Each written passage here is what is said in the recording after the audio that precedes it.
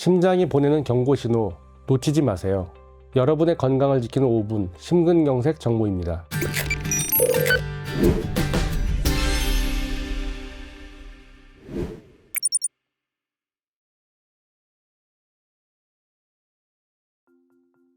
안녕하세요. 서울대 보라매 병원 순환기내과 서재빈 교수입니다. 심근경색이란 심장 근육에 혈액을 공급하는 관상동맥이 막혀서 혈액순환이 원활하지 않게 되는 질환을 말합니다. 이렇게 혈액 공급이 차단되게 되면 산소와 영양분이 심장 근육에 전달되지 못해 근육이 손상되거나 죽게 됩니다. 이러한 혈관 막힘의 가장 흔한 원인은 동맥경화입니다. 동맥경화는 혈관 안쪽에 콜레스테롤과 같은 물질이 쌓여 혈관이 좁아지는 상태를 말합니다. 혈관이 좁아지게 되면 아무래도 혈액 공급이 원활하게 이루어질 수가 없게 되겠죠? 또 다른 이유로는 심장 안에 있던 혈전이 심장 밖으로 나오면서 관상동맥으로 흘러들어가 막히는 경우가 있습니다. 드물게는 교통사고 등에 의해 관상동맥 벽이 찢어져 발생하게 되는 경우도 있습니다. 심근경색이 발생하기 전에 협심증 단계를 거치는 경우가 많습니다. 협심증은 심장 혈관이 좁아진 상태에서 발생하며 주로 빨리 걷거나 힘든 일을 하거나 오르막길을 오를 때 흉통이 생기는 것이 특징입니다. 심근경색의 증상은 협심증과는 조금 차이가 있는데요.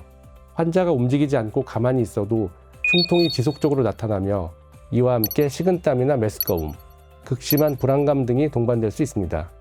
심근경색의 진단은 보통 응급 상황에서 이루어지게 되는데요. 환자가 흉통을 호소하며 내원하면 가장 먼저 심전도를 찍습니다. 심전도에서 심근경색을 의심할 수 있는 소견이 나타나면 즉시 순환기내과 응급팀이 대응하게 됩니다. 그리고 진단을 확정하기 위해 관상동맥 조영술을 시행하여 혈관이 막힌 부위를 정확히 확인합니다. 심근경색의 주요 치료 방법은 응급심혈관 조영술과 스텐트 삽입 시술이 있는데요. 심혈관 조영술을 통해 막힌 부위를 확인한 후 스텐트를 삽입하여 혈관을 열어줍니다. 이 방법이 가장 효과적이며 현재 국내에서는 대부분의 심근경색 환자에게 이 치료를 시행하고 있습니다. 드물게 스텐트 삽입이 불가능한 경우에는 혈전용해제라는 약물을 사용해 혈관을 뚫는 방법도 있긴 합니다. 하지만 이 방법은 최근 들어 거의 사용하지 않고 있습니다. 스텐트 시술 후에는 재발 방지가 중요한데요. 혈관이 다시 막히는 것을 예방하기 위해 환자에게 항혈소판제와 같은 약물을 처방하게 됩니다. 이 약물은 혈전이 형성되는 것을 막아주기 때문에 꾸준히 복용하는 것이 중요합니다. 간혹 증상이 사라지면 약을 끊는 경우가 있는데 이는 매우 위험한 행동이므로 담당의와 상의 후 약물 복용에 대한 결정을 내리는 것이 좋습니다. 가족력이 있는 경우에는 심근경색 위험이 조금 더 높아질 수 있는데요. 그렇기 때문에 적극적인 관리가 필요합니다. 예를 들어 정기 건강검진 시에 심장에 초점을 맞춘 추가적인 검사를 받아보는 것도 좋은 방법 중 하나입니다. 또한 저염식과 저지방 식사를 권장드립니다.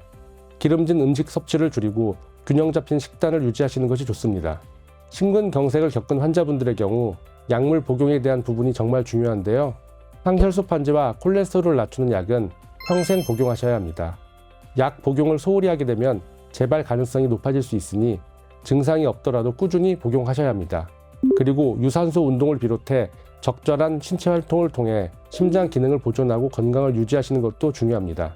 흉통이 있으신 분들은 심장병 혹은 협심증의 가능성이 있고 나아가서는 심근경색이 될 소지가 있으니 가급적 빠르게 병원에 방문하셔서 건강검진을 해보시는 것이 좋습니다. 저희 보라매 병원 의료진은 환자분들의 증상에 따라 맞춤형 의료 서비스를 제공받을 수 있도록 함께 최선을 다하겠습니다. 감사합니다.